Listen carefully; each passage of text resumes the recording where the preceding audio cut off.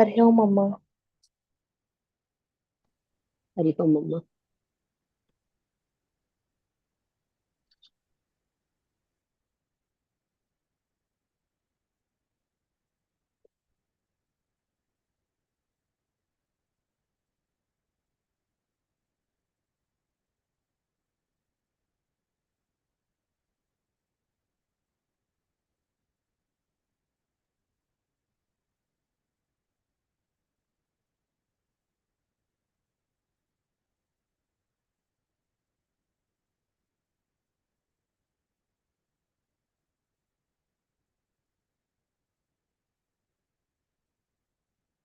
అందరికీ హరి ఓం అమ్మ. ప్రార్థన చేసుకుందాం.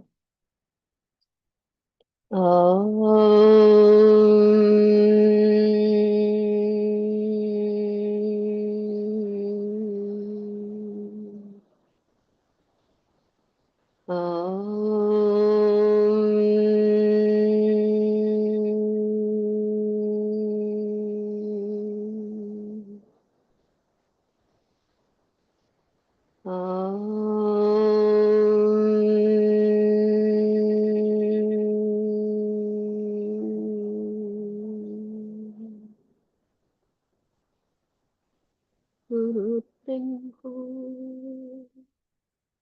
गुरुर्विष्णुः गुरुर्देवो महेश्वरः गुरुर्साक्षात् परब्रह्म तस्मै श्री गुरवे नमः। ब्रह्मानन्दं परमसुखदं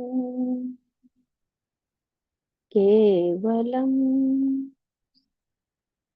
ज्ञानमुक्तिं द्वन्द्वातीतं गगनसदृशं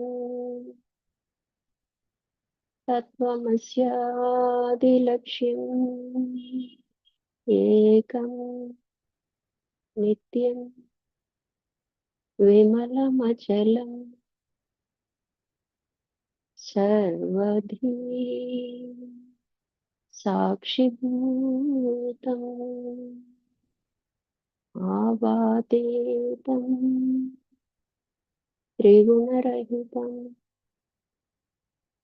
सद्गुरुं तं नमामि। ॐ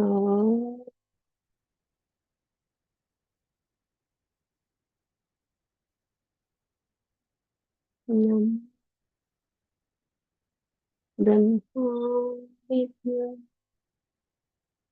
ब्रह्म विद्या साम्प्रदाय कर्तृभ्यो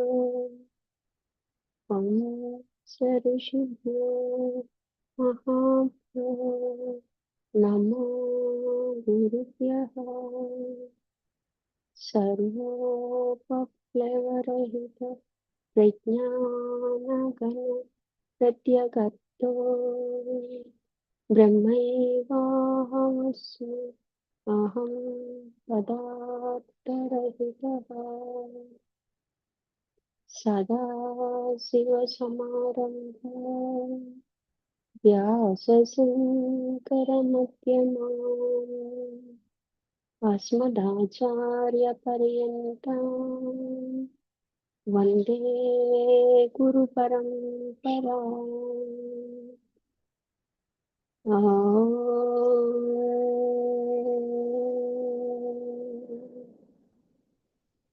सहनां भवतु सहनौ भुनक्तु सह वीर्यं करवावहै तेजस्विनावधीतमस्तु मा विद्विषावहै। ॐ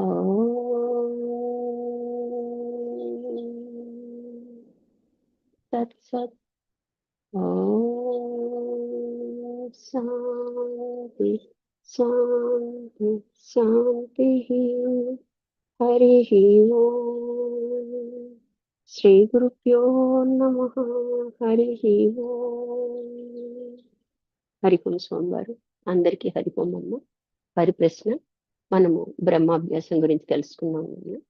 అలాగే సాక్షి సాధన స్టార్ట్ చేసాం. సాక్షి సాధన అంటే మనము పరమాత్మకి ముందు మనం నిలబెట్టుకోవాల్సింది సాక్షిత్వం అన్నమాట. సాక్షిగా అన్నిటినీ చూస్తుంటాడు అని చెప్పుకుంటాం కదా, నిజమైన సాక్షి అనేవాడు పరమాత్మే. అలా దానికి ముందు స్టెప్ మనం సాధనతో పొందవచ్చు అన్నమాట. సాక్షి అంటే ఏంటి అంటే, ఎవరైనా ఇద్దరు కొట్టుకుంటున్నారు అనుకోండి, కొంచెం దూరంలో ఉండి వాళ్ళిద్దరిని గమనిస్తుంటాడు. వీడు వాడినేమంటున్నాడు, వాడు వీడినేమంటున్నాడు అన్నది చూస్తూ ఉంటాడు అనమాట. ఏమి కలుగజేసుకోడు, ఎలాంటి ఫీలింగ్స్ ఉండవు, జస్ట్ చూస్తుంటాడు అనమాట. అంటే సాక్షికి లక్షణాలు ఏంటి అంటే, సమీపంలో ఉండాలి, జరిగేదంతా తెలుసుకుంటూ ఉండాలి, నిర్వికారంగా ఉండాలి, ఎటువంటి వికారము పొందకూడదు అనమాట. అంటే వీడిది రైట్ కదా, వీడిలా మాట్లాడుతుంటాడు ఏంటి, వాడు రైట్ కదా అని అంటే చూసింది చూసినట్టు చెప్పేస్తాడు అనమాట. మామూలుగా కోర్టులో మనం సాక్షిగా చెప్పుకుంటుంటాం, డబ్బులు ఇస్తే ఎవరు తరపు అంటే అలా చెప్తారు, అది నిజమైన సాక్షిత్వం కాదనమాట. యాజ్ ఇట్ ఈస్ గా ఉండటం అనమాట. ఇప్పుడు మన సాధనలో మనం సాక్షిత్వం నిలుపుకున్నట్లయితే మనం ఈజీగా మోక్షాన్ని పొందగలుగుతాం అనమాట. దేనితోటి సంబంధం లేకుండా విడిగా నిలబడి చూసేవానిని సాక్షి అంటారు. అంటే అతనికి ఏ సంబంధం లేదు, అవతల ఎంత పెద్ద గొడవ జరుగుతున్నా కూడా అతనికి ఏం ఉండదు అనమాట. అట్లా చూస్తూ ఉంటాడు అనమాట. అతన్ని సాక్షి అంటారు. ఒక సంఘటన జరిగినప్పుడు ఆ విషయంతో తాదాప్యత చెందకుండా నిలబడి చూసేవాడు మాత్రమే సాక్షి అవుతాడు. సంగత్వం చెందడం అంటే మనం కదలిక అనమాట, వికారం అనమాట, రజోగుణం అనమాట. అది లేకుండా కేవలంగా చూస్తుంటాడు అనమాట.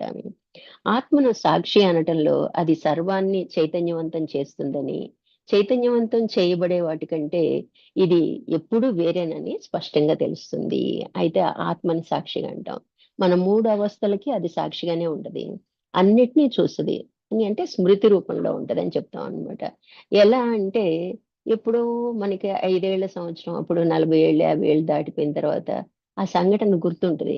అది ఎప్పుడూ గుర్తుండదు. ఆ సందర్భం ఎవరైనా చెప్తుంటే రిలేటెడ్ గా మనకు గుర్తొస్తుంది. అంటే మన లోపల స్మృతి రూపంలో ఉంది. అంటే ఆత్మ సాక్షిగా చూస్తుంటది, అన్ని గ్యాదర్ చేసుకుంటది అనమాట. అవసరమైనప్పుడు వ్యక్తమవుతుండేది. మనం కదలటానికి అన్నిటికీ చైతన్యవంతం చేస్తుంటది అనమాట. ఆత్మ ఆధారంగానే మనము అన్ని వ్యవహారాలు నడుపుతూ ఉంటాం అనమాట. ఆత్మ లక్షణాలే మనము జ్ఞానం అన్నా గాని, ప్రకాశం అన్నా గాని, చైతన్యం అన్నా గాని మనం ఆత్మగానే చెప్పుకుంటాం అనమాట. ఇట్లా మనకి స్పష్టంగా వేరుగా ఉండి అది నడిపిస్తుంది. అంటే తానుగా ఉంటది, ఆ సత్తాతో మనం వ్యవహరిస్తున్నాం అనమాట. ఆత్మ అంతటా ములుగుచ్చు సంధి లేకుండా వ్యాపకమైంది. అయితే ఆత్మ యొక్క ప్రతిబింబం మన బుద్ధి మీద ప్రతిబింబించింది అనమాట. ఆత్మ యొక్క స్పర్శ బుద్ధి ఎప్పుడైతే రిసీవ్ చేసుకుంటుందో మన కదలికి కారణం అయింది అనమాట. అది తప్పుకోగానే మనం ఆటోమేటిక్, అంటే బుద్ధి మనకి పోయిందనుకోండి, రిసీవర్ పోయిందనుకోండి, ఆటోమేటిక్ గా మనం మరణం అన్నమాట. ఇట్లా మనం జాగ్రత్తగా అబ్జర్వ్ చేస్తే, నేను చేయగలను అంటే ఏమీ చేయలేము. దాని ఆధారంగానే మనం చేస్తాం. ఇప్పుడు సూర్యుడు ఉన్నాడండి, మొక్కలు ఎదగాలన్నా మనం ఎదగాలన్నా అన్నిటికీ ఆధారం. కానీ ఆయన ఏమన్నా మనకి చేస్తున్నాడా అంటే సర్వసాక్షిగా మనము బెస్ట్ ఎగ్జాంపుల్ అన్నమాట. మన కళ్ళకి కనిపిస్తూ ఉంటది అనమాట. సూర్య భగవానుడే మనకి సాక్షి అన్నమాట. అట్లా నిజానికి ఆత్మ అంతటా ఉంది, అది సాక్షిగా ఉంది. మనం ఏం చేస్తున్నాం, మన అంతఃకరణం మనం నేనే చేస్తున్నాను, నేనే వ్యవహరిస్తున్నాను, అది లేకపోతే మనం ఏమీ చేయలేము అనమాట. ఇంకా చెప్పాలంటే అదే నేనై ఉన్నాను, ఈ శరీరం నాది కాదు, ఇది కేవలం కర్మల కోసం వచ్చింది, నిజానికి లేకనే ఉన్నట్లు తోస్తుంది, ఉన్నది ఆత్మే. వెస్టిగా చెప్పుకుంటే ఆత్మ, సమిష్టిగా చెప్పుకుంటే బ్రహ్మం అన్నమాట. ఇట్లా మనం ఎప్పుడైతే ఆలోచించడం మొదలు పెడతామో మన సాధన స్టార్ట్ అయ్యిద్ది అనమాట. అదే ఇక్కడ ఎప్పుడు కూడా దేన్నైతే కదిలిస్తుంటదో సర్వాన్ని, దేన్నైతే కదిలించడానికి ఆధారం ఉందో అది ఎప్పుడు వేరుగానే ఉంటది అనమాట. అదేమి సంగత్వం చెందదు, అంటించుకోవద్దు అనమాట. అంటే మనం ఏమనుకుంటున్నాం, నేను అనుకుని మనం వ్యవహరిస్తున్నాం అనమాట. ఆకాశంలో ఎన్ని ఉన్నా అవన్నీ ఆకాశానికి ఎలా సంబంధించి లేవు, అదే విధంగా ఆత్మలో అంటే చిత్తులో ఎన్ని తెలియపడుతున్నా, చూస్తున్నాను, ఆలోచిస్తున్నాను, అనుభవిస్తున్నాను అని భావించే ఆ మాటలకి చూడటం కాదనమాట. అవి చూపించే లక్ష్యార్థమైన ఆత్మను తనలో సాక్షిగా గుర్తించి తనని తాను సచ్చితానంద స్వరూపంగా నిత్యం తెలుసుకుంటూ ఉండాలి. ఇప్పుడు మనం చేయాల్సిన సాధన అంతా ఏంటి అంటే, అసలు మనం ఇలా మాట్లాడుతున్నాము, చూస్తున్నాము, వ్యవహరిస్తున్నాము అంటే ఏదో ఒక దాని ఆధారంగానే మనం నడుస్తున్నాము అన్నది మనకి తెలుస్తుంది. మనకి లాజికల్గా ఆలోచిస్తే అంతే అని అర్థమవుతుంది. అయితే అదే నేను అన్నది అనేది మన గురువు ద్వారా, శాస్త్రాల ద్వారా మనం తెలుసుకుంటున్నాం అనమాట. కాబట్టి మనము నేను చూస్తున్నాను, మాట్లాడుతున్నానంటే దాని వెనుక ఒకటి ఉండి చేస్తుంది. అదే నేనై ఉన్నాను అన్నది మనం బలంగా విశ్వసించాలన్నమాట. అలా ఎప్పటికప్పుడు మనం ప్రతి వ్యవహారానికి, ప్రతి మాటకి మొదట్లో మనం ఏం చేస్తాం? ప్రయత్నించి సంపాదించుకోవాలి. అలా సంపాదించుకున్న తర్వాత ఆ సచ్చిత్ ఆనంద స్వరూపం అనేది మనకి నిత్య జీవితంలో అనుభవానికి వస్తూ ఉంటదన్నమాట. అలా ఉండటమే మన లక్ష్యం అన్నమాట. అలా గుర్తించి తనను తాను సచ్చిత ఆనంద స్వరూపంగా నిత్యం తెలుసుకుంటూ ఉండాలి. ఎప్పటి వరకు? అది సహజమయ్యే వరకు. ఎప్పుడైతే సహజమైతో సాక్షాత్కారం అనేది మనకి లభిస్తదన్నమాట. మన పరిసర వస్తువులు మనకి సూర్యకాంతిలో ఏ విధంగా కనబడుతున్నాయో, అలాగే మనలో ఉన్న చైతన్యం వల్లనే అన్ని అనుభవాలు, అనుభూతులు వ్యక్తమవుతున్నాయి. అందుకే ఆత్మకి ప్రకాశ లక్షణంగా చెప్తారనమాట. ప్రకాశానికి బెస్ట్ ఎగ్జాంపుల్ ఏంటి? సూర్యుడే అనమాట. ప్రకాశం ఉండబట్టే మనం అన్నిటిని చూస్తున్నాము. నిజానికి ఆ సూర్యుడి వలన చూస్తున్నాము అంటామా అంటే కాదు. దానికి ఆధారం కూడా చైతన్యం ఉందన్నమాట. చైతన్యం ఆధారంగానే చూడగలుగుతున్నాము. అందులో ఒక పాయింట్ ప్రకాశం అన్నట్టు. కనిపించడానికి కారణం ప్రకాశం కాబట్టి ప్రకాశ లక్షణాన్ని మనం పోలుస్తూ ఉంటాం అన్నమాట. కాబట్టి ఇక్కడ మనకేం చెప్తున్నారు? మన పరిసర వస్తువులు మనకు సూర్యకాంతిలో ఏ విధంగా కనిపిస్తున్నాయో, అలాగే మనలో ఉన్న చిత్ కారణంగా, అంటే చైతన్యం కారణంగా అన్ని అనుభవాలు, ఏ అనుభవం, ఫీలింగ్సే కానియండి, వ్యవహరించినప్పుడు ఫలితాలే కానివ్వండి, సుఖదుఖాలే కానివ్వండి, అన్ని ద్వంద్వాలు కూడా మనకి తెలుస్తున్నాయి అంటే ఈ చైతన్యం యొక్క ఆధారంగానే. సూర్యుడి వలన ఎలా మనం చూడగలుగుతున్నామో, నిజానికి మనం వ్యవహరిస్తున్నామంటే మనలో ఉన్న ఆత్మ వల్లనే అని తెలుసుకోవాలన్నమాట. ముందు మన అనుభూతులన్నీ కూడా దాని వల్లనే వ్యక్తమవుతున్నాయని బలంగా విశ్వసిస్తే అంటే అప్పుడు సాధన ఈజీ అవుతుందన్నమాట. ప్రకాశింప చేసేవాడు ప్రకాశింపబడే వాటికంటే ఎప్పుడూ భిన్నమే. అంతే కదా! సూర్యుడు వేరు, మనం వేరు.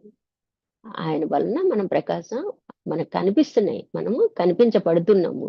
ఎప్పుడు కూడా తేడా ఆయనే, మనం మనమే అన్నమాట. అలాగే మన మనుగడకి కారణమైన చిత్తు వేరుగానే ఉంటది. అదేమి సంగత్వం చెందదు. దానికేమి కదలిక ఉండదు. ఎందుకంటే కదలటానికి కూడా వీలు లేనంతగా వ్యాపకమైందనమాట. అందుకే ఏక వస్తువు చెప్తాం అన్నమాట. మరి మనం అది అయ్యున్నాము. ఈ ఈ ఈ దేహం నేను కాదు అన్నది మనకి స్పష్టంగా రూఢి అవ్వాలన్నమాట. ఈ మన శరీరాలు నేను కాదు. నేను సర్వాన్ని చూడగలిగే సాక్షిని మాత్రం అని తెలుసుకోవటం మన లక్ష్య సాధనకి మొదటి మెట్టు.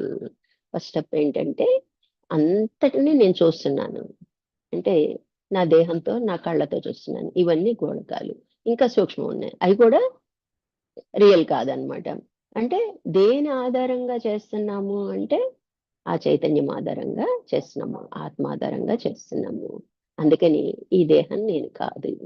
మనం కొద్దిగా విచారించుతోనే మనం ఈ దేహం నేను కాదని మనకి బోధపడుతుంటది. మనం 3 శరీరాల గురించి స్పష్టంగా తెలుసుకున్నాము. కర్మ సిద్ధాంతం గురించి తెలుసుకున్నాము. ఎందుకు ఈ దేహం తెచ్చుకోవాల్సి వచ్చిందో, ఎంతవరకు ఉంటది, కర్మలు పూర్తవంగానే ఆటోమేటిక్ గా పడిపోతుందన్నమాట. ఇట్లా చేసే పనులు, చూసే ప్రపంచము, వచ్చే ఆలోచనలు, పొందే అనుభవాలు, చిత్తులో ఉన్న సంస్కారాలు, అహంకారంలో ఉన్న అహంకారము తీసి అహం నేను అంటే ఆత్మ అని పరిణామాలన్నిటికీ చూసే సాక్షి మాత్రమే స్థిరమైన అంశము. అయితే ఏమేం తీసేయమంటున్నారు? మనం చేసే పనులు గమనిస్తుంటాము. అలాగే చూసే ప్రపంచం చూస్తుంటాం. అంటే మనకు ఉందనే అనిపిస్తుంటది అనమాట. వచ్చే ఆలోచనలు, మన లోపల కలిగే ఆలోచనలు, అంతరాలోచనలు కూడా అన్నమాట. మనకు కలిగే అనుభవాలు, అనుభవాలు ఎలా కలుగుతాయి? అనేక పద్ధతుల్లో సుఖ దుఃఖాలు, సింపుల్ గా చెప్పాలంటే. ఇయన్నీ కూడా మనకి చిత్తులో ఉన్న సంస్కారాలు. ఏంటి అంటే అహంకారం తీసేస్తే, కారం తీసేస్తే అహం నేనై ఉన్నానన్నమాట. ఆ నేననే స్మరణ మనకు కలుగుతూ ఉంటది. దానికి మనం ఏం చేస్తున్నామంటే ఈ నామరూపాలను జోడించి అహంకారంగా మార్చేసుకున్నాం. నేను అంటే ఇప్పుడు మనలో అహంకారం కనిపిస్తదన్నమాట. నిజానికి నేనే. నేనని నేచురల్ గా మనకి లోపల స్ఫురిస్తుంటది. దానికి మనం ఏమేం చేసుకున్నాం? నువ్వెవరు అనగానే నేను పలానా పలానా అని చెప్పేస్తాం అనమాట. అంటే నామరూపాలు యాడ్ అయిపోయినాయి, లేదా వృత్తులు యాడ్ అయిపోయినాయి. ఇన్ని రకాలుగా మనం కలిపేసుకోవటం వలన సంగత్వం చెందేసాం. నిజానికి మనము అహమే నేనన్నమాట. ఆ నేనే నేనన్నమాట. అందుకే నేనైన నేనుగా ఉండమని అమ్మ చెప్తుంటది అనమాట. ఇట్లా మనకి ఇవన్నీ తీసేసి, ఆకారం తీసేస్తే మిగిలిన అహం ఏదైతే ఉందో అదే ఆత్మని, అదే నేనని మన సాధనలో మనము ఆ లక్ష్యం చేరుకోవాలన్నమాట. మార్పులను తెలుసుకునే జ్ఞానం మార్పు కంటే తప్పకుండా విడి ఉండాలి. ఎప్పుడు నిరంతరం మారుతానే ఉంటదండి. మనం ఉన్నాము 40 ఏళ్ళ వరకు ఒక ప్రయత్నం చేసాము. తర్వాత ఇందులో ప్రవేశం వచ్చింది. అప్పుడు మన జ్ఞానం ఎలా ఉంది? జ్ఞానం ఒక్కటే. ఎన్ని రకాలుగా తెలియబడుతున్నా జ్ఞానం అనేది ఒకటే.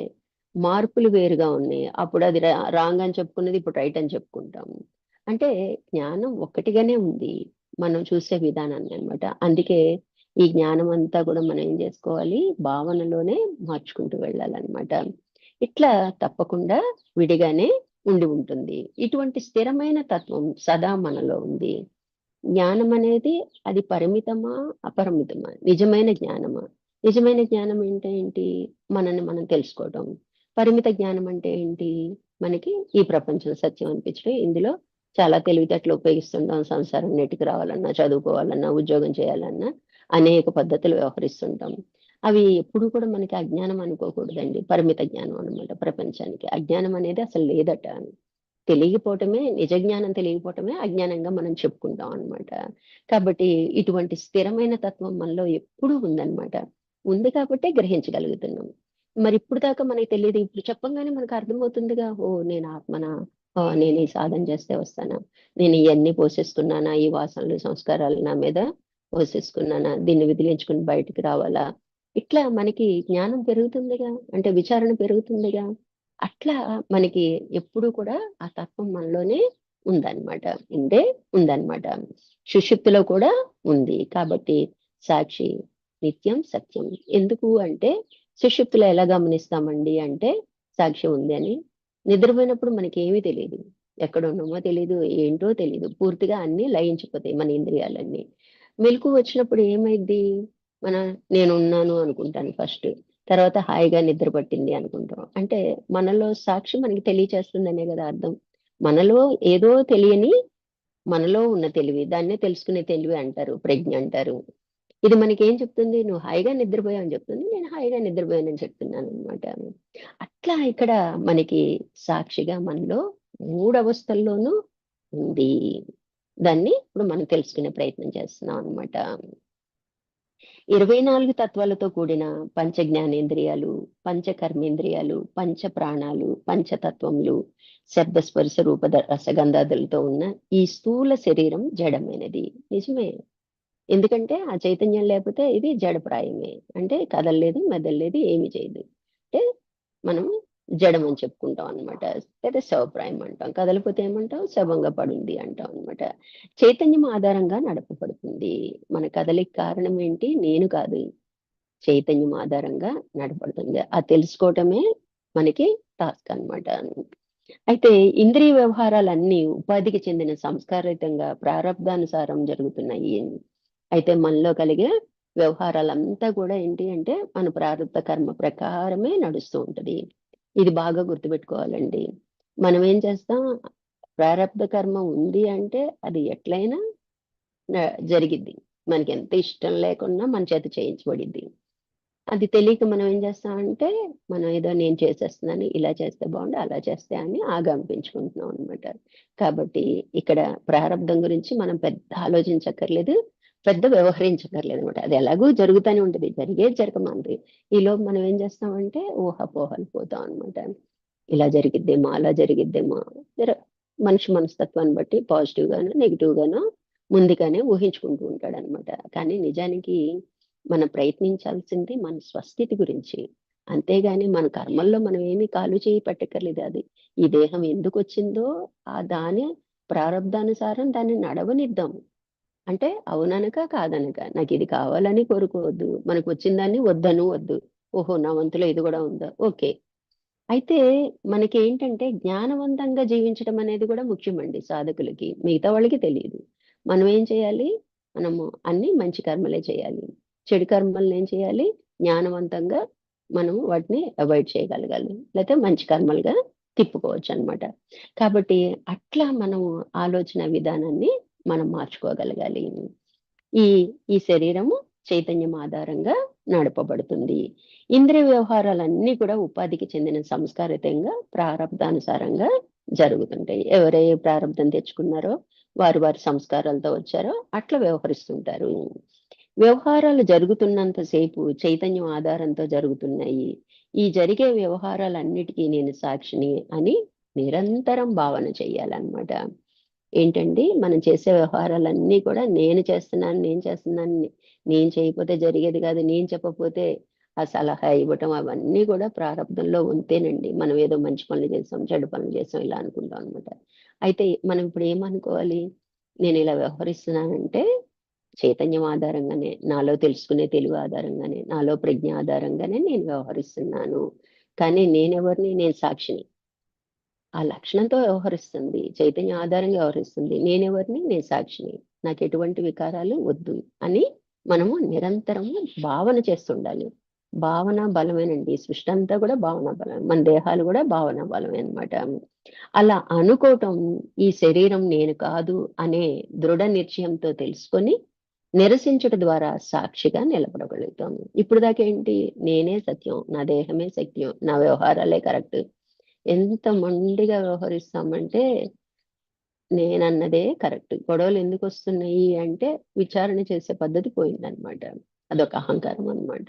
నేనన్నదే కరెక్ట్, దానికి నువ్వు యాక్సెప్ట్ చేయాల్సిందే. అక్కడ సమస్యలు మొదలవుతాయి. వ్యక్తుల నుంచి దేశాల వరకు పాకిపోతుంది.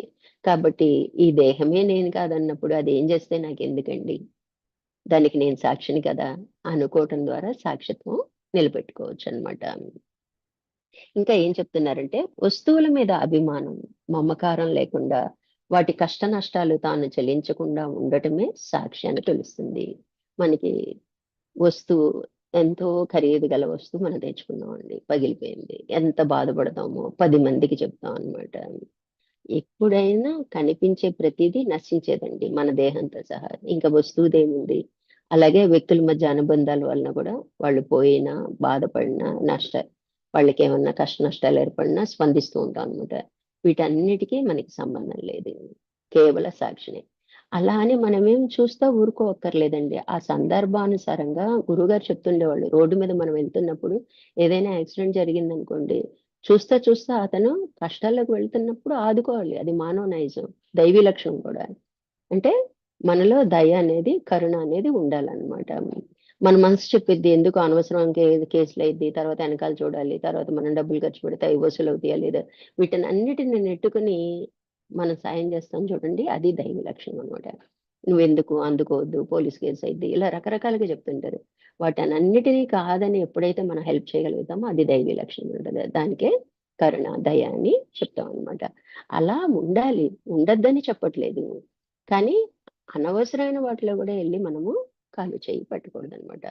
అది గమనించుకోవాలి. అందుకే సాధన అండి, అందరం సాధన చేస్తాం. ఎందుకు మనం ఒక మెట్టు ఎక్కలేకపోతున్నామంటే తెలిసి తెలియదు అనమాట. ఇదే కరెక్ట్ అనేసుకుంటాం అనమాట. అంటే చాలా సూక్ష్మమైన బుద్ధి ఉంటే తప్ప యాజ్ టీజ్ గా సాధన చేయగలుగుతాం అనమాట. లేకపోతే అపోహలు పోతాం. మనం మన బుద్ధి ఏం చెప్తే అదే కరెక్ట్ అనుకుంటాం కదా, అలా ఫాలో అయిపోయి నేను సాక్షినే అనుకుంటాం అనమాట. అలా కాదనమాట. విచారణ ఉండాలి. తిరిగి తిరిగి మళ్ళీ విచారణ ఉండాలన్నమాట. ఇలా చేస్తే అలా అయింది, మళ్ళీ అటు నుంచి ఇట్లా చేస్తే ఇలా అయింది. ఇద్దరు వ్యక్తులు ఉన్నారనుకోండి, వీళ్ళు చెప్పారు, సరే నువ్వు చెప్పిన ప్రకారం చేస్తే రిజల్ట్ ఏమొస్తుంది అని విచారణ చేసి ఒక రిజల్ట్ వస్తుంది. అలా కాదు, నువ్వు చెప్పిన ప్రకారం చేస్తే ఎలా వస్తుంది. అట్లా ఎప్పుడైనా మనం విచారణ చేసామా? నీకన్నా పెద్దదాన్నో లేకపోతే నీకన్నా తెలివిగలదాన్నో నా చెప్పిన మాటే వినాలనుకుంటాం అనమాట. ఇక్కడ కుదరదండి, మన తెలివితేటలతో ఏమీ జరగదన్నమాట. చాలా సూక్ష్మంగా మనం ఆలోచించగలిగితే మెట్టెక్కటం అనేది ఈజీ అన్నమాట. చెల్లించకుండా ఉండటమే వాటి కష్ట నష్టాలకి, వ్యక్తులైనా వస్తువులైనా. కొంతమందికి ప్రాంతీయ అభిమానం ఉండదు. పలానా ఊరు అనంగానే ఇంకా మనకి ఆరాటం వచ్చేస్తుంది, మేము ఆంధ్ర వాళ్ళం, లేకపోతే మేము విజయవాడ, మేము హైదరాబాద్. ఇట్లా ఇవన్నీ కూడా మనకి బంధాలేనండి. వాటి వల్ల కలిగే కష్ట నష్టాలకి దేనికి చెల్లించకూడదు అనమాట. అట్లా స్థిరంగా ఉండటం అనేది మనం ప్రయత్నించాలన్నమాట. మనం చేసే సాక్షి సాధనలో జాగ్రత్త అవస్థలో సాక్షిగా నిలబడటానికి ఏది ఏమైనా సరే ఈ వస్తువు కావాలి అనిపిస్తే తమో గుణమని, అనుభవించాలి అనిపిస్తే రజోగుణమని, ఇది నేను కాదు, ఈ అనుభవానికి నేను సాక్షిని అని సత్వగుణంతో ఉండటం అనేది తమో రజోగుణాలని అధిగమించాలి. ప్రతి ఒక్కళ్ళలో 3 గుణాలు ఉంటాయండి. ఆ గుణాలని ఆ సందర్భానుసారం ఎంత పర్సెంట్ వాడుకోవాలి? ఎందుకు అంటే పూర్తి సత్వంగా ఉన్న పనులు నడవు. రజోగుణం ఉంటేనే కదలిక వస్తది కదా! అంటే ఎక్కడ ఎంత జాగ్రత్తగా వాడుకోవాలంటే ఎంత క్యాలిక్యులేటెడ్‌గా ఉండాలి అన్నది సాధకుడు మనం క్యాచ్ చేయాలన్నమాట. అంటే పూర్తిగా రజోగుణం ఉండకూడదు. పూర్తిగా తమోగుణం. సాత్వికంగా ఆలోచిస్తూ వ్యవహరించాలన్నమాట. అంటే ఇక్కడ ఒక వస్తువుని ఆధారంగా చెప్పారు. ఏది ఏమైనా సరే నేను అనుభవించాలి అంటే పూర్తిగా తమోగుణంలోకి వెళ్ళిపోతామండి. కాదు నేను అనుభవించాలి అన్నా తమోగుణమే అన్నమాట. ఇట్లా మనం జాగ్రత్తగా విచారణ చేసుకుంటూ, మన సాక్షిత్వాన్ని నిలుపుకుంటూ, సాత్వికంగా ఆలోచిస్తే ఖచ్చితంగా సాక్షిగా నిలబడగలుగుతాం. అందుకే ఎప్పుడు పెద్ద స్వామివారు గుణాలకు ప్రాధాన్యత ఇస్తారు. ఎప్పుడు గుణాల గురించే చెప్తారు. ముందు సత్వగుణంలో నిలబడాలి. సత్వగుణంలో నిలబడితే 90% సమస్యలన్నీ పరిష్కారం అవుతాయండి. మన సాధన పూర్తయినట్టే అన్నమాట. మనకేంటంటే ఉండి ఉండి కోపం వస్తది. ఉండి ఉండి ఇంకేదో ఆలోచన వస్తది. ఉండి ఉండి ఏదో వ్యవహారంలో ఇరుక్కుపోతాం. అట్లా సంగత దోషం అనేది మనకి ఎప్పుడు మనల్ని మన సాధన నుంచి పక్కన పడేస్తూ ఉంటదన్నమాట. అందుకని జాగ్రత్తగా ఇక్కడ చూడండి. మనం చేసే సాక్షి సాధనలో జాగ్రత్త అవస్థలో సాక్షిగా నిలబడటానికి ఏది ఏమైనా సరే ఈ వస్తువు కావాలి అనిపించిందనుకోండి. ఏది ఏమైనా సరే. అది దొంగతనంగా తీసుకోవచ్చు. లేతే నేను పొందొచ్చు. ఏదో రకంగా నాకది చిన్న పిల్లలు హఠం చేస్తారు చూడండి. తమో గుణం అని గుర్తుంచుకోవాలి. అస్సలు తమో గుణంలోకి వెళ్ళకూడదనమాట. అనుభవించాలి, అది నాకు కావాలి అనిపించిందనుకోండి. అది నేను అనుభవించాలి అనిపించిందనుకోండి రజోగుణం. అలా కాదు. ఇవి నా ప్రారబ్ధంలో ఉంటే వస్తాయి. వస్తే రాని లేకపోతే పెద్ద నష్టం లేదు. కోరిక ఉండటంలో తప్పు లేదండి. కోరికనేది సహజ లక్షణం అన్నమాట. కానీ దాన్ని తీర్చుకునే విధానంలో మనం వ్యవహరించే విధానమే గుణాల ప్రేరణ అన్నమాట. సత్వగుణంలో ఉన్నారనుకోండి, అనిపిచ్చింది. నా వంతులో ఉంటే వస్తదిలే ఎందుకు దానికోసం పరుగులు తీయటం. అది మన వంతులో ఉందనుకోండి చాలా మంది ఆస్తి తగాదాలని, డబ్బుల కోసమని రకరకాలుగా బాధపడుతుంటారు. నిజానికి మనం ఎంత పోరుకులాడినా అది మనది కాదనుకోండి మనకు దక్కదు. అది మనదనుకోండి మనం ఎలా ఉన్నా ఒక ప్రయత్నం చేసి తప్పు లేదు. కానీ వెంపర్లాడకూడదనమాట. అప్పుడు మనదనుకోండి అది మన ముందుకే వస్తదనమాట. తి తిరిగి తిరిగి మన దగ్గరికే వస్తదనమాట. ఇట్లా మనకి సాక్షిగా ఉండగలగటం రావాలి. ఎందుకంటే జాగ్రత్త వ్యవస్థలోనే మన వ్యవహారాలన్నీ, మన ఆలోచనలన్నీ అన్నీ అక్కడే ముడిపడి ఉంటాయండి. అక్కడే మన సాధన అనమాట. అక్కడ ఎప్పుడైతే మన సాక్షిత్వం నిలబెట్టుకుంటామో అప్పుడు మనకు కలిగే స్వప్నాల్లో కూడా నిలబడిపోగలుగుతాం అనమాట. అప్పుడు సుషుప్తికి కూడా ఎలా సాక్షాత్వం వస్తదంటే తెలుసుకునే తెలివి మేలుకుంటది. మనం నిద్రిస్తున్న శరీరాన్ని చూస్తాము. చుట్టుపక్కల ఏం జరుగుతుందన్నది తెలుసుకోగలుగుతాం అనమాట. అది సాక్షాత్వం అనమాట. అట్లా మనము జాగ్రత్తగా సాధన పూర్తి చేసుకోవాలన్నమాట. నాలో ఇంద్రియాలు ఉన్నాయి. కానీ నేను ఇంద్రియాన్ని కాదు. నాకు జ్వరం వచ్చింది. నా శరీరానికి జ్వరం వచ్చింది. కానీ నాకు కాదు. ఇంద్రియాలకి తెలియబడే ఏదైనా జడమైనదే. మరి ఎలా మనకి తెలియబడే అందుకే అనుభవాన్ని మనయి కాదనుకుంటాం అన్నమాట. ఏదైతే తెలియబడుతుందో అది నేను కాదు. జ్వరం వచ్చిందండి ఈ దేహానికి. సరే దానికోసం అంతా ఆపసోపాలు పడక్కర్లేదు. శరీరానికి వచ్చింది. తీసుకెళ్ళి డాక్టర్ దగ్గరికి చూపిస్తాము. మందులిస్తారు, వాడతాము. డైట్ చెప్తారు, వాడతాము. అక్కడితో అయిపోద్ది కదా! కానీ మనం ఎన్ని హంగామాలు చేస్తామండి. నాకే ఎందుకొచ్చింది అని ఓ 10 మందికి డిస్కషన్ పెట్టడం. రకరకాలుగా మాట్లాడుకోవటం. లేతే భయపడిపోవటం. ఈ భయాలండి చిన్న చిన్న భయాలన్నీ ప్రాణ భయానికి ఆధారం అన్నమాట. అది గుర్తించాలన్నమాట. సాధకుడికి ప్రాణ భయం ఉండాలా? అవసరం లేదు గదా! ఈ కుండ పోతే ఇంకో కుండొస్తది. ఉన్నాయనుకోండి కర్మలు మిగిలున్నాయనుకోండి ఇంకో కుండొస్తది. సాధన చేసుకుంటాం. ఏంటి అనుకుంటాం అన్నమాట. అంటే ఇక్కడ మనకి జ్ఞాన మార్గంలో మనకు కలిగే మొదటి లాభం ఏంటంటే ప్రాణ భయం ఉండదు. ఆ! పోతే పోనీ దేహానికేగా మరణం. మళ్ళీ వస్తది కదా! కాబట్టి అట్లా ఉండగలుగుతాం అన్నమాట మనము. అని అనుభవం ద్వారా వచ్చిన ప్రతిసారి నేను సాక్షిని అనుకోవటం. అంటే ఇంద్రియాల్లో ఏ అనుభవం కలిగితే దానికి నేను సాక్షిని అని అనుకోవటం అన్నమాట. నేను సాక్షిని అనుకోవటం వలన నేను సాక్షి అనే భావనా బలం అప్రయత్నంగా పెరుగుతుంది. అనుకోవాలండి. అసలు అనుకోకుండా, అసలు సాధనే చేయకుండా, ఎందుకని నేను ఇంకా దాటలేకపోతున్నాను, నేను ఎందుకని ఇలా చేయలేకపోతున్నాను అనుకుంటే ఏమీ చేయలేమనమాట. మనం చేసేది కూడా అదే అనమాట. వింటున్నాము, విన్నప్పుడు బాగుంది అనిపిస్తుంది, చేద్దాం అనిపిస్తుంది. మళ్ళీ క్లాస్ అయిపోగానే లంచ్, ఈ కూర ఆ కూర, మళ్ళీ అందులో ఆ గొడవలో పడిపోతాం అనమాట. సాధన ఎప్పుడు చేస్తున్నాం? ఒకసారి విచారణ చేసుకోవాలి. మనం నిజంగా సాధన చేస్తున్నామా? ఈ దేహం నేను కాదని అనుకుంటున్నామా? చైతన్యాన్ని తలుచుకుంటున్నామా? చైతన్య ఆధారంగానే నేను తినగలుగుతున్నాను, నేను చూడగలుగుతున్నానంటే ప్రకాశం ఆధారంగానే అని, నా జ్ఞానం ఉంది అంటే తెలుసుకునే తెలివి ఆధారంగానే అని ఎప్పుడైనా విచారణ చేస్తాము? మేము సాధకులు, మేము సాధన చేసేస్తున్నాం అనుకుంటున్నాము. అది ఫస్ట్ మనం విచారణ చేసుకోవాలండి. ఆ విచారణతోనే మనకి ఈ సాక్షిత్వాన్ని నిలబెట్టుకునే ఆలోచన వస్తుంది అనమాట. సాక్షి సాధనకి దశలు చెప్తున్నారండి. సింపుల్ గా చెప్పుకుందాం, తర్వాత ఇంకా మరింత వివరంగా ఇంకో క్లాస్ లో చెప్పుకుందాం. మొదటి దశ, బయట వస్తువులు ఉన్నాయి, వీటికి నేను సాక్షిని, అంటే నేను చూస్తున్నాను కనుక సాక్షిని అనుకుంటాం. చాలా తేలిక అనుకుంటాం అండి. మనకి సాక్షి సాధన అంటే ఏమనుకుంటాం అంటే, కనిపిస్తుంది దానికి నేను సాక్షి, దీనికి కనిపిస్తుంది. నిజంగా వ్యవహారం ఏదైనా జరిగినప్పుడు మనం అలా ఉండగలిగామా? దాని రిజల్ట్ వచ్చినప్పుడు అలా ఉండగలిగామా? అది మనం తరిచి విచారి, మన విచారణ ఎలా ఉండాలి అన్నది కాదండి, మనం ఎలా ఉంటున్నాం అన్నది విచారణ చేస్తే అప్పుడు ఎలా ఉండాలో తెలుస్తుంది అనమాట. అంటే కనిపించే వస్తువులన్నిటికీ నేను సాక్షిని, పుస్తకానికి సాక్షిని, సెల్కి సాక్షిని, పేపర్కి సాక్షిని అనుకోవటం తప్పులేదు. మొదటి దశలో అలాగే ఉంటది అనమాట మనం తెలుసుకున్నాక. అయితే సాక్షి ఎప్పుడు ఉందని గుర్తించటమే, కొత్తగా తయారు చేసేది ఏమీ లేదు. అదే ప్రస్తుత సాధన. ఆల్రెడీ మనలో ఉంది ఆ సాక్షి, దాన్ని గుర్తించమ్మా అని చెప్తున్నాం. గుర్తించడానికి అనేక మార్గాలు చెప్తున్నారు. అది ఎప్పుడు మనలోనే ఉంది అని గుర్తించడమే మన సాధన లక్ష్యం అన్నమాట. బయట వస్తువులు, పరిస్థితులు, లోపల సంకల్పాలు, వికల్పాలు కలిగిస్తున్న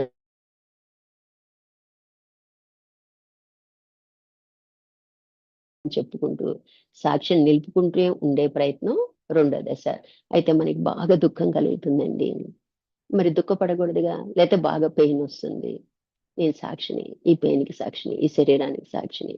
ఈ నేను దుఃఖపడుతుంది, ఈ దేహం దుఃఖపడుతుంది, పలానా శ్రీదేవి దుఃఖపడుతుంది, నేను ఆత్మని, ఈ ఈ శ్రీదేవి మనుగడకే ఆధారమైన దాన్ని అని అనుకు ఆ స్పాట్‌లో అనుకున్నప్పుడు దుఃఖ భారము తగ్గిద్ది. దుఃఖాన్ని ఎవరు ఆపేసుకోమంటలేదు. ఎప్పుడైతే మనకి వివరణ వస్తదో దుఃఖం ఆగిపోద్దండి ఆటోమేటిక్‌గా. సంతోషమైన అంతే. ఆ టయానికి గుర్తొచ్చిందా లేదా? అదే నిన్న మనం తత్పరత చెప్పుకున్నాం అనమాట. ఎప్పుడు నిరంతరం భావం చేస్తుంటే ఆటోమేటిక్‌గా ఆ టయానికి అది స్ఫురిస్తదనమాట. ఎందుకు ఇన్ని సార్లు చదువుకోవాలి? ఇప్పుడు పిల్లలండి సంవత్సరం పాటు చదువుతారు. ఎగ్జామ్‌లో ఎందుకు అంత చదువుతారు అంటే, ఆ టయానికి స్ఫురించాలిగా వాళ్ళకి, రాయాలి అంటే ఆన్సర్.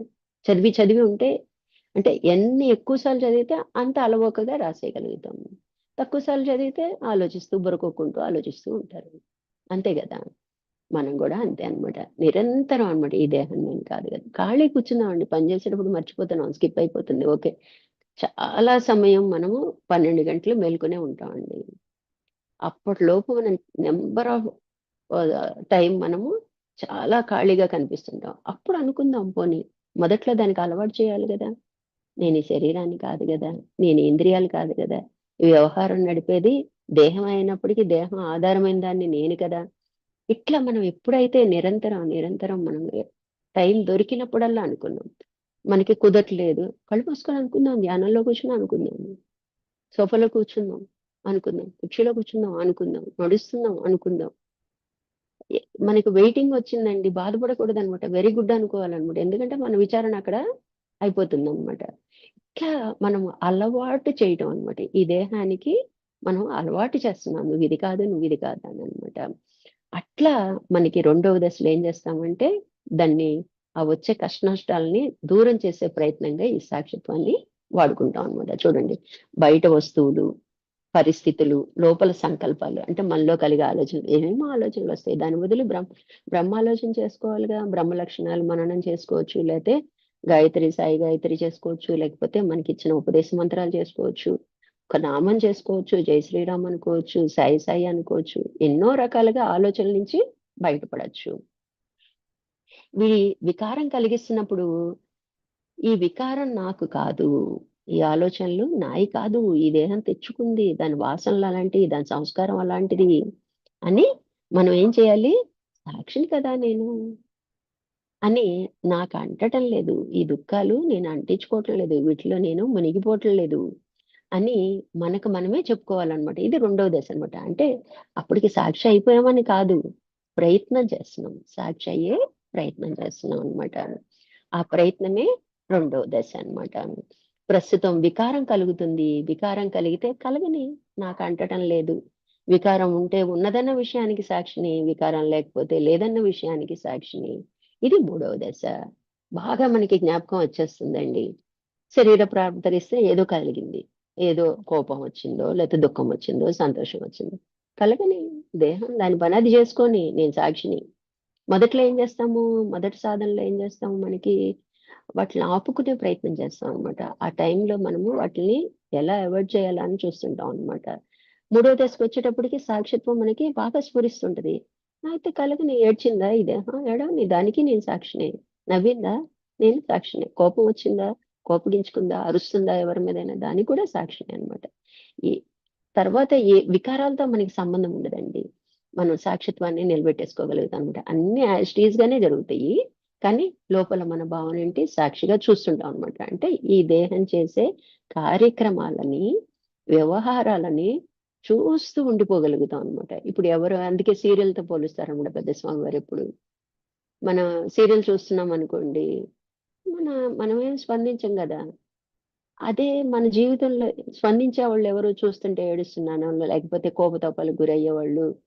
మనం కోపడుతుంటాం గదా! ఎంత కష్టపడుతుంది ఇలాంటి అత్తగారు, అలాంటి సూర్యకాంతం చూశారనుకోండి. అంటే భావన ఏంటంటే, మన పూర్వ జన్మల్లోనో, పూర్వ స్మృతులనమాట. అందుకని తొందరగా మనకు గూడా దుఃఖమొస్తది. తొందరగా కోపమొస్తదనమాట. అది గుర్తించాలన్నమాట. గుర్తించి అది సీరియలే కదా అని మళ్ళీ ఎలా తమాయించుకుంటామో, అలే కల్లాగొస్తే మెలుకువొచ్చినప్పుడు ఇది కలే కదా అని ఎలా తమాయించుకుంటామో, ఇప్పుడు కూడా జాగ్రత్త అవస్థలో మెలకువగా ఉన్నప్పుడు, మనకి జరిగేటప్పుడు ఆ! ఈ దేహం తెచ్చుకున్న ప్రారంధం ఈ అనుభవాన్ని కోరుకుంది ఏం చేస్తది? తిప్పలు పడుతుంది, పడని.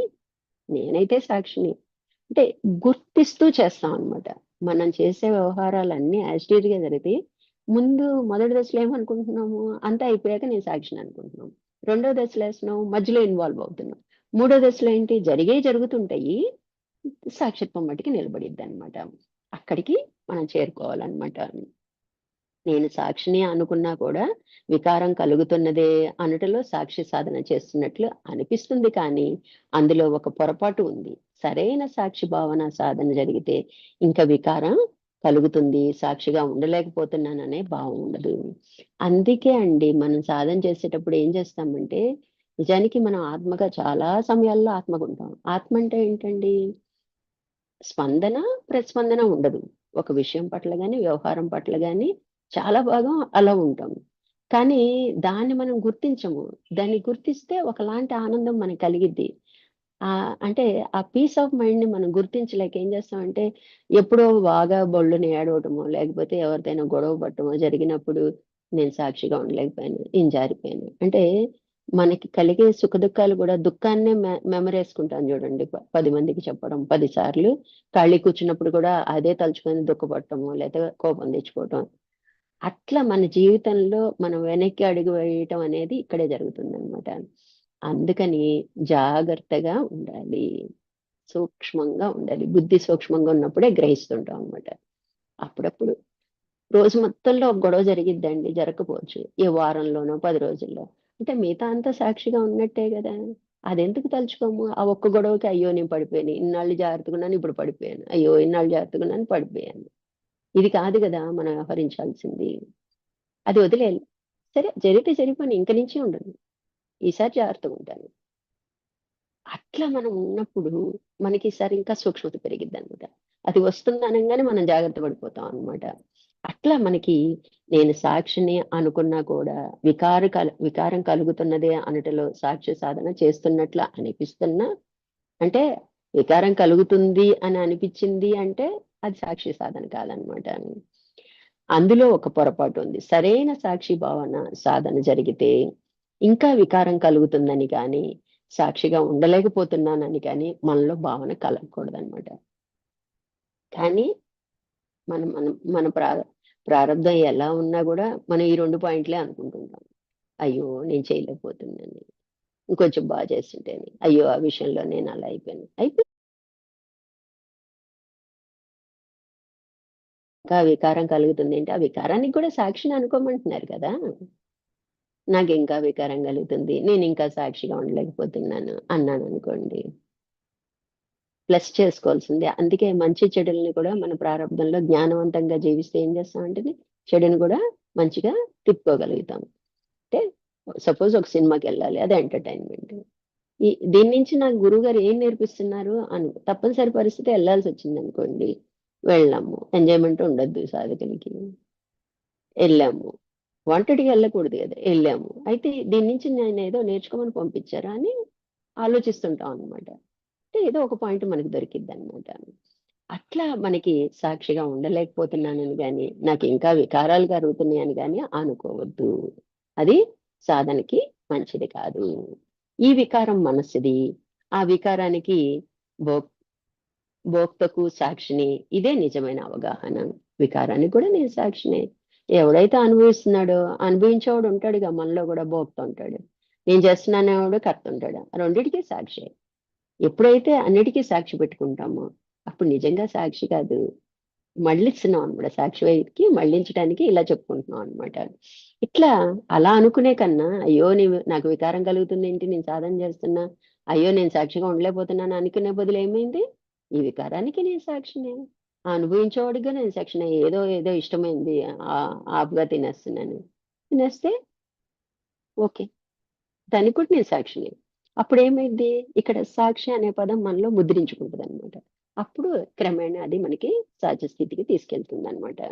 ఈ విధంగా బయట వస్తువులకే కాక లోపల భావాలకు కూడా ఏది తోచినా అది ఒక ఆలోచనే, ఏది తోచినా అది ఆలోచనే, దాన్నే వృత్తి అంటాము.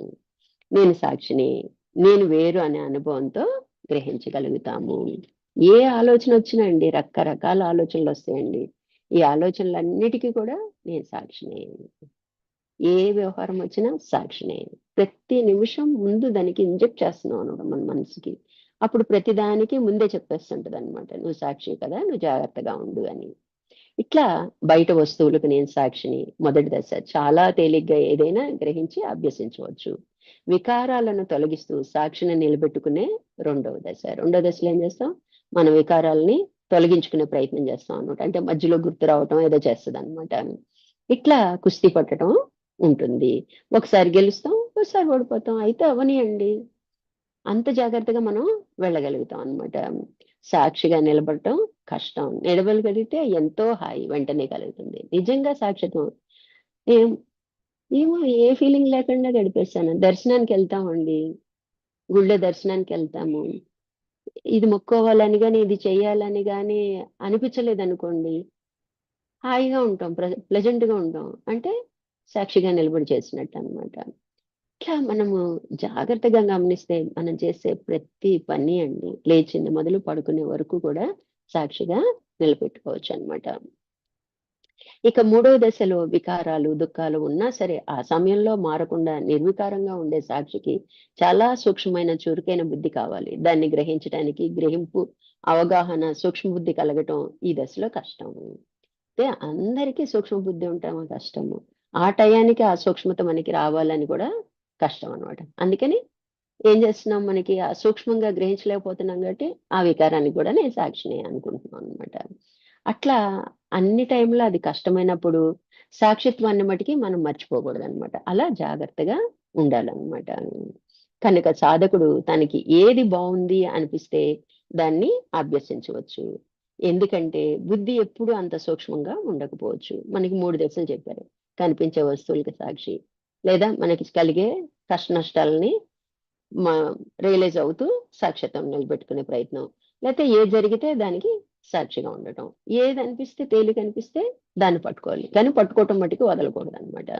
కనుక ఏది తేలికగా ఉంటే దాన్ని పట్టుకోవాలి. పైకి పోవటానికి అదే తోవ చూపిస్తుంది. ఒకసారి మొదలు పెట్టడం అంటూ మనం తిప్పలు పడుతున్నాం అనుకోండి, గురువు చూపు ఎప్పుడు గురుతత్వంగా మన చుట్టూ ఉంటదండి. ఆయన దగ్గరికి వెళ్ళే మనం చెప్పాలని ఏం లేదనమాట. ఆయన మనల్ని గమనిస్తూ ఉంటారనమాట. పాపం తిప్పలు పడుతుంది కదా, ఎంతో కొంత సాయం చేద్దాంలే అని మనకి సాయం చేసే ప్రయత్నం చేస్తారనమాట. కాబట్టి పైకి వెళ్ళటానికి అదే దారి చూపిద్ది. ఈ 3 దశల్లో ఏదో ఒక దశను పట్టుకుని మనం జాగ్రత్తగా ప్రయాణం చేయాలి అని చెప్తున్నారనమాట. దుఃఖం వచ్చింది సాక్షిభావం దానికి ముందు. కానీ దుఃఖం వచ్చినప్పుడు సాక్షిభావన గుర్తుకు రావటం లేదు. ఆ పరిస్థితిలో బాధ ఉంటుంది. మనం తెలుసుకున్న విచారణ జ్ఞానం వలన ఆ వ్యవహారాలు జరుగుతున్నప్పుడు సాక్షిభావన పెట్టడం వలన ఆ బలమైన సంస్కారాలు, రాగద్వేషాలు పల్చగా బలహీనమవుతాయి. అయితే బలంగా ఉంటదండి. మన జీవితాల్లో కొన్ని కొన్ని సంస్కారాలు ఎదురైనప్పుడు కానీ, మనలో మన ఎప్పుడైతే మనం పుడుతూనే బలమైన సంస్కారాలు మన చుట్టుపక్కలే ఉంటాయండి. మన ఇంట్లోనే ఉంటాయి. పిల్లల రూపంలోనో, భర్త రూపంలోనో, అత్తగారి రూపంలోనో, ఆడపడుచు రూపంలో. ఎందుకంటే అవి మనం తెచ్చుకున్నయి అయి అనుభవించాలన్నమాట. అందుకని మనకు అందుబాటులో ఉంటాయన్నమాట. అప్పుడు జాగ్రత్తగా మనకి దుఃఖం వచ్చినప్పుడు మర్చిపోతాం అనుకోండి సాక్షిభావన. పోనీ అయిపోయిన తర్వాత అనుకుందాం. ఈసారి మధ్యలో గుర్తొస్తుంది. ఈసారి ముందే గుర్తొస్తుందన్నమాట. అందుకని ప్రయత్నం అంటూ వదలకూడదన్నమాట. అట్లా ఉన్నప్పుడు చక్కగా బలహీనమైపోతాయన్నమాట. మనకి ఇక్కడికి ఆపుతానండి. రేపు కంటిన్యూ చేద్దాం. హరి ఓం అండి.